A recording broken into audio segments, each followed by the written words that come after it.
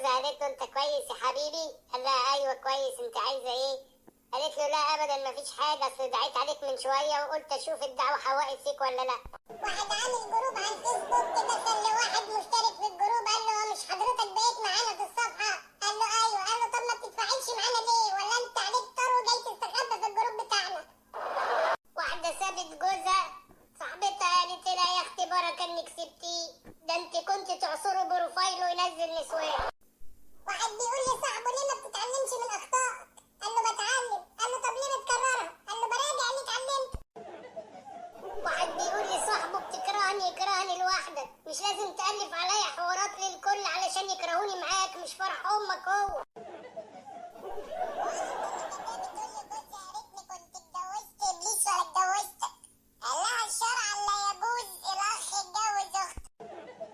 واحدة اتجوزت شاعر وفي ليلة الدخلة بعد ما استحمت وقلعت الباروكة واللانسز دخلت عليه، قال لها وبالمكياج مثل البدر تبدو فإن نزعته صار عم عبده.